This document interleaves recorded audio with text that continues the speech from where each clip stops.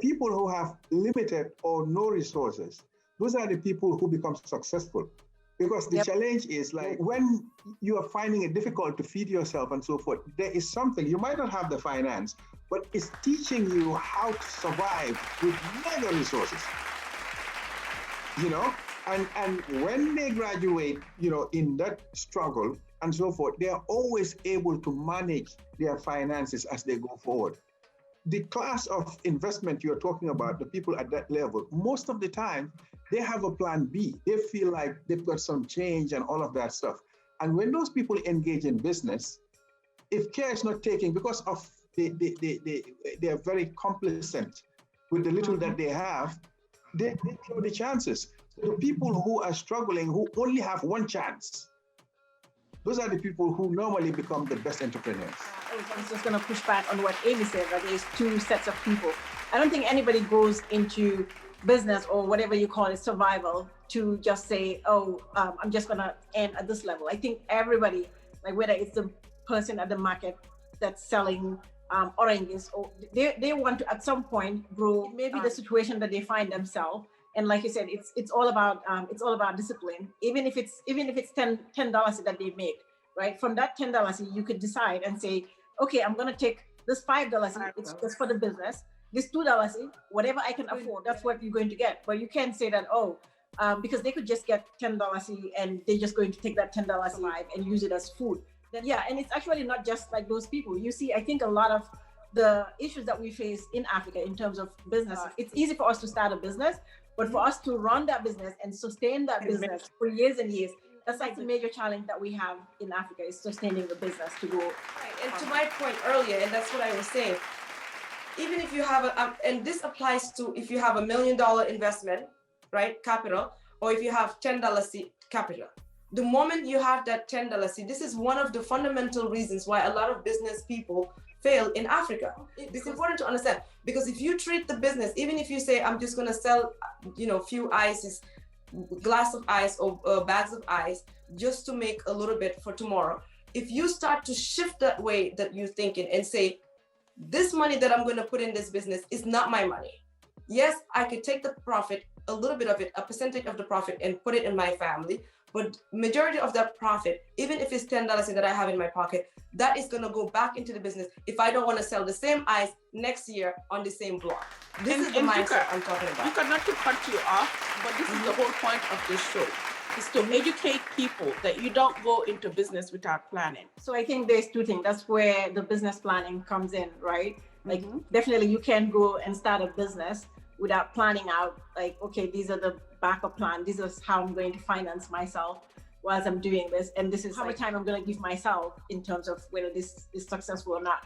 But going back to kind of like the capital piece, right? So just in the US, you have small business organizations where if you want to start a business, right, SBA, that you could go and they could tell you kind of like, these are some of the loans, especially if you're a woman minority, they will put you into contact with organizations that can actually help you. But in Africa, do we have any of that? To be fair, I have not really come across, much of those kind of business advisories, if you like, and so on. I know they've got the YEPs and all of those new initiatives that are ongoing right now, trying to, make a difference somehow. But when you look at these women who are into business and need advice and so forth, sometimes most of like the research that you are talking about and so on, they would have to self-initiate it. They will have to, talk to people or see what is trending and try to go along those lines and so forth. But it's not quite well structured in that way where, they would be guided into these are the areas of investment that would yield you returns and all of that stuff. So it's not like that, but generally, if what you do, unfortunately in Africa, you do everything by yourself. You cannot complain and just hope that things would happen the way you want it and so on. It's like we said, it's survival. And there's this balance. I know Jay was talking about the salaries and so on. But again, the person who runs the business have to be alive. They have to kind of leave to be able to run those businesses as well. So it's difficult sometimes for most of those people. How do they stay alive and still continue with their business ventures. Having organizations like YAP in the Gambia, we're just going to use that as an example. People who kind of know the organization, not know it like in depth, right? But know about the organization. And I've actually been there before, right? I think what people complain mostly about is them just focusing on one set of people, and you see that these organizations normally, right, they always focus on the same circle of people over and over, but not diving deep into the deeper societies, like the rural areas, right? The rural, not just the rural areas, even in the combos, people in the markets. You have some areas in the combos that are struggling, right? They don't tap into those inner corners of these cities to actually help those people. They just tap into the people. They have like their pet childs that they all try to circle around and help the same kind of people that they keep helping over and over again. And then you realize that it's not really helping the society and the country at large. Because if we know 5 people that they keep helping over and over, these are the same people that travel overseas for exposure. These are the same people that they are giving the business loans, getting the same help, the same education, like we have to try to figure out how can we now sit these organizations down and say, hey, this is not a marketing scheme. This is actually a scheme to help young people develop themselves. This is an African problem. Okay, most of these NGOs, if we've been honest, are set up just so they could be the poster child, right? Like, I have this thing, this is going on, this is my poster child, we're doing good, give us more money. Give us more money. And we're developing back to the basis of same stuff. They're just looking for like the low-hanging fruit, right? Because if they have to put work in it for them to go and find like the people on the ground that really needs this help.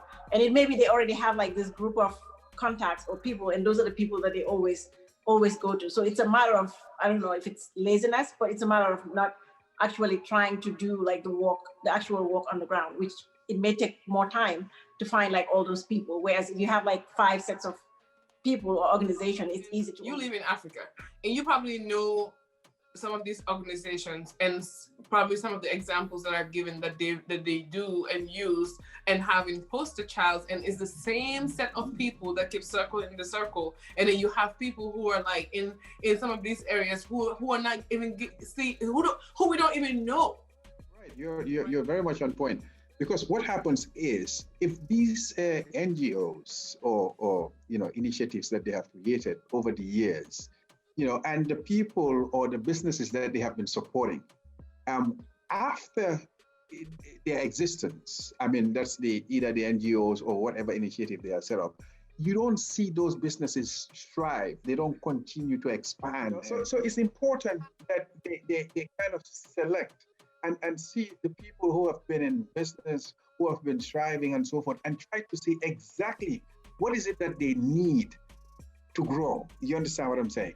So if the equipment, if it's the expertise and all of those stuff, you can bring those things in. But like, you don't want to use few people and just, show them a success story. And at the end of the day, when you actually look at what's on the ground, it doesn't reflect what you are trying to put. So this is what you are saying right now.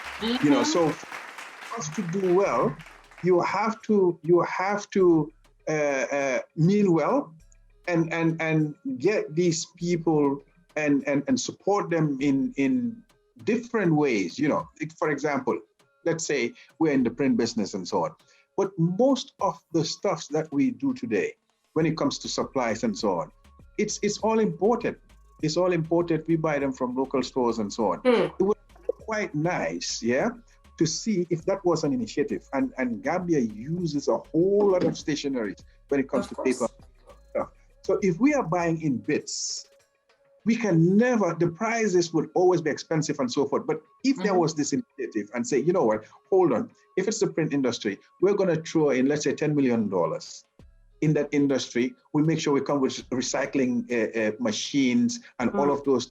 We make sure everything that we produce for the next 5 years would be done in Gambia. Then you solve that problem. Practical solutions. Yeah. In a I way. would use my business for example and so on.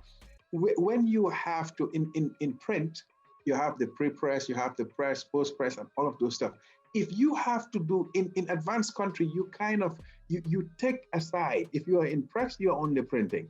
If you're in finishing, if else, that kind of stuff. But in Gambia, if you really want to succeed, you do all of that together.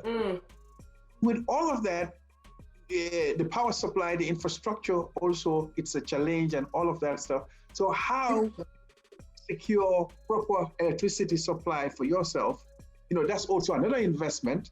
So you keep, it's for you to grow. It's a bit difficult in Gambia. We should have been way far from where we are today when it comes to growth and all of that. Then businesses would also grow in that sense.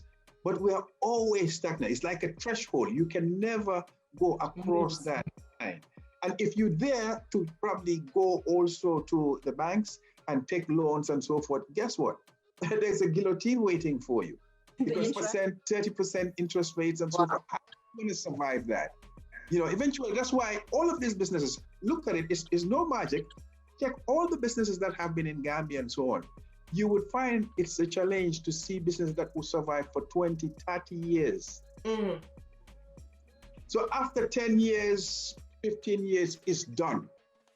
Businesses continue and so on. So we have to ask ourselves the question, how do we change the way we do business? How do we keep this business?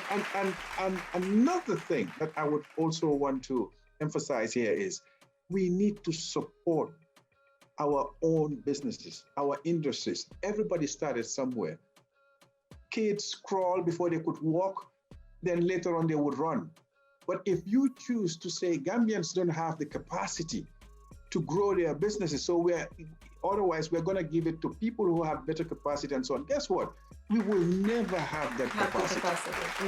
With the NGOs, right? Because money is pumped into those organizations day in and day out for them to help Africa, right? Yeah. And they set up there, and some of them are doing an okay job. But what I'm saying is, what are some of the things that they look at before they give you the loan or before they give you invest in your company? Like for instance here, SBA, before they give you any loan, you have to show that you've been in business for 3 years. You have to show growth. You have to show some level of growth with your P&L, which is the profit and loss. So if they don't see that, they don't even look at your case, right? So it's not based on they know you, but it's based on what you bring in. What do you have to show for the last 3 years? Has there been any growth in what you're doing before they even invest in you? Exactly. That's a good point you've just brought in. And that is what would really change the landscape of business in Gambia, if you like. If you start to identify people who are quite doing well, who have been in the business and so forth, you don't let those businesses die. You help them out, technical advice, all of those stuff and so on, then they would grow. But to be fair, for some reason, I don't know what mechanism is being used to help sustain these businesses and so on, but it's not working. I don't think they get to the right people. And the people who are daring, like I said, if they want to go out there going for the loans and all of those stuff, then they put themselves in even bigger problems. So these are the challenges we're faced with, I think. Also, you're making a lot of good points. If you're watching, please comment below, no matter what country you are from in the continent of Africa. I'm sure you guys are facing the same exact issues that we're explaining here. This is a problem across the continent, of course.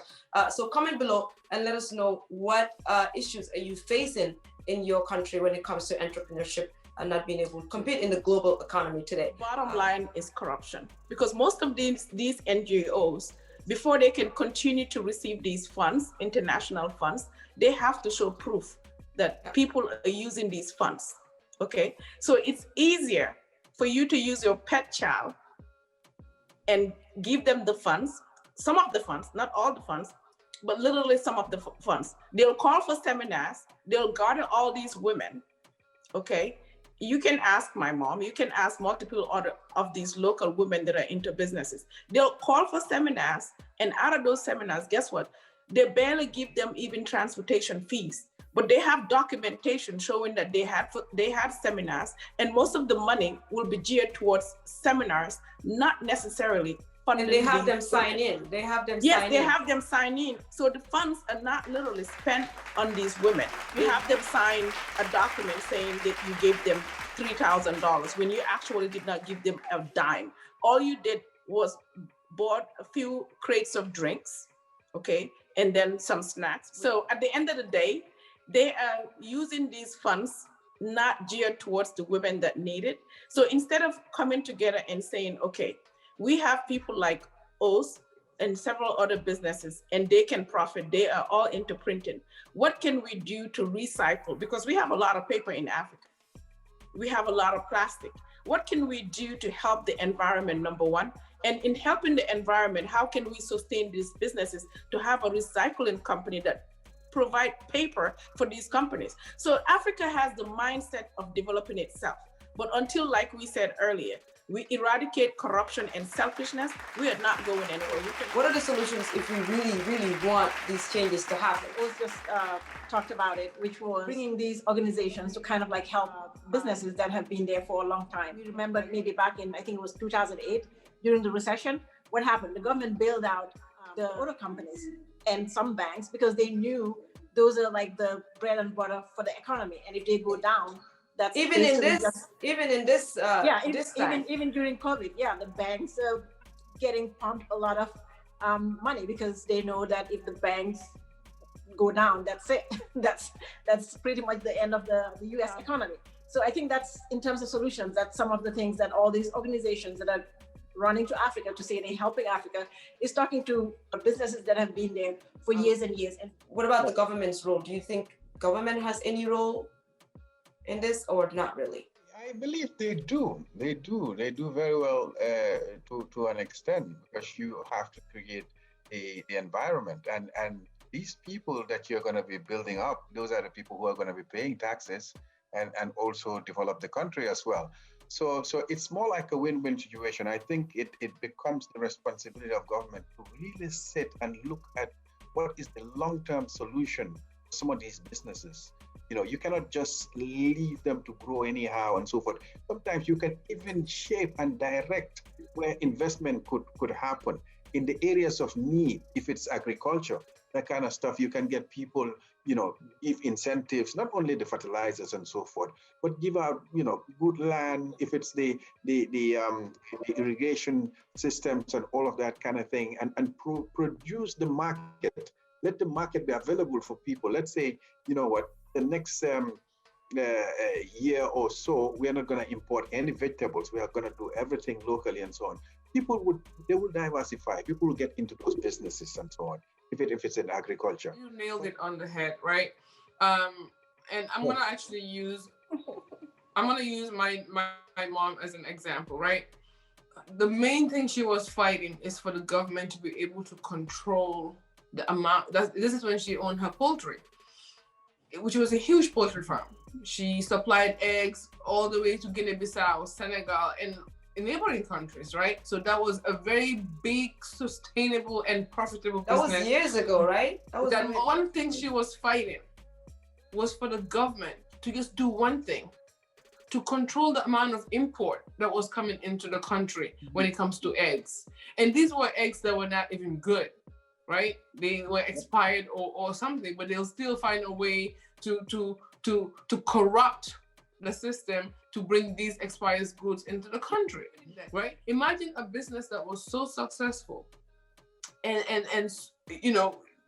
export eggs throughout so many countries in West Africa, end up dying because the government in place is not willing to take this risk and to sacrifice helping its own people and controlling the amount of importation that's coming into the country. If we're going to control the amount of vegetables coming into the country and say, listen, we're going to instead now take that money and pump it into agriculture in this country, then we will become more successful than we are. And again, another solution is all these NGOs coming into place and putting all this little money, giving all these youths like $1,000, $1,000, which is not really long term going to sustain their businesses, and is actually not going to, there is no bigger picture in how many people you're going to employ.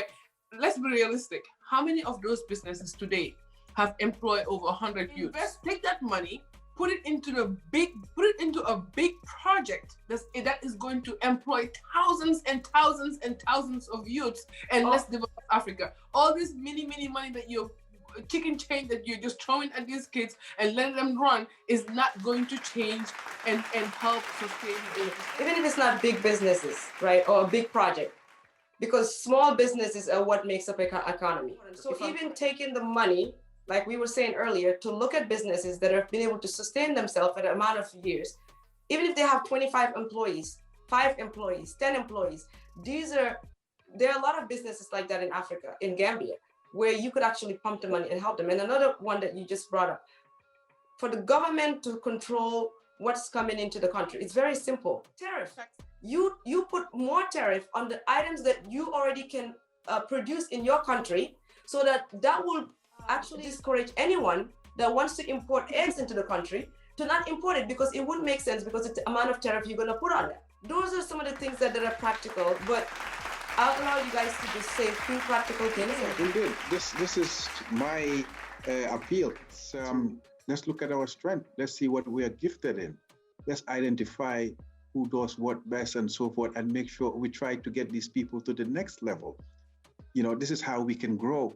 We cannot be repeating the same problems that we have. We cannot kill businesses naturally. Like you've just mentioned, your mom's poultry. You know, businesses that have been doing quite well all those years and so on. Because this is what happens though. When those businesses die, it dies for Gambia. But those individuals will continue to live comfortable lives and so forth. So the people who are willing to sacrifice to make a change, those people should be supported. Those are our treasures. See, let's not just do quick fix and let people strive and get rewarded for their hard work. This is how we can do well. And this is what I would ask of everybody. Let's put country first. Let's put country first and give our best and make sure we leave a good legacy. With what you guys are doing now, I think it all starts with the conversation. And kudos to you guys, because with this conversation, we would shape the thinking of people. They would know what is the purpose, why are they doing what they do. It's not just to accumulate wealth, you know, it's to leave, you know, a good legacy, something that we can be proud of. And we are the only people who can create that narrative. We are the only people who can create that industry, if you like. Then we can do well as a people. It's an opportunity for Africa. Right now, with technology, you know, we get to communicate all over Africa and so forth. We need to cross-market. We need to trade amongst ourselves. We need to support each other. Our problems are the same. Our goals are the same. You know, how do we come together and make sure we grow together? Africa is one continent that needs to shine, and it's right now. You've nailed it. You can't even believe what's going on inside my heart right now, because you said 3 things that are really dear to me: legacy, love for country. There is no way we can thrive or we can be better if we don't have love for country, and if we don't believe in building legacies. Because what we tend to do is just build for myself and build for the now, but not for the future. If every single African tries to build a legacy or leave a legacy behind, then there is no way our leaders will not choose to be different. And one thing that I've always said, and I will continue to say, America was built and the American Indians were left behind, and America is still America. Africa will be built if the Africans are not involved, and Africa will be Africa, but the Africans will be left behind. The Asians that are coming and fishing our oceans, these are things that we need to change. These are things that we need to do differently. So we need to think about how do we develop Africa as Africans and have the Africans included in this system to become better. All of these other areas are basically zooming in on Africa because they see the opportunity. And like Jay said, if we do not take that opportunity, we're just going to end up being foreign in our own land. And I think what we need to do as Africans, kind of like what O said, because pretty much everything he said was spot on. But one of the key things is like, okay, what are our strengths? Like, we all not good in business. We all cannot not be good in selling bread or selling domada or whatever it is. But each one of us has like, You must be hungry. each one of us have our own strength. So I think that's what we need to do. Like, figure out like, okay, what are those strengths that we have, and collaborate. I think that's like the key thing. It's the best thing that we can do is collaborate. The US was not built in a day. It took some sacrifices, it took collaborations, it took people love for country to get to where they are. And I think as Africans, those are some of the mindsets that we need to now shift and know that we can actually do it. So on that note, we will go ahead and wrap this segment up. And before we do that, let's go ahead and support, like O said here, our own. And Os, can you tell us the name of your business one more time, and we'll put it right below if you're watching. Make sure if you need printing services. I've used you guys' services before, and I think Mommy wanted to give me a discount, and I told her, no, it's fine. no discount. But yeah, go ahead and tell us the name of your company, and also like your social media handles so they can follow you, our website. It's DBC, Dambell Business Corporation. What we have done within the Gambian circles, we have been doing businesses with a lot of industries and so forth. So it has been a continuation for 20 years back that we have maintained some of those clients. So we're grateful for the opportunity.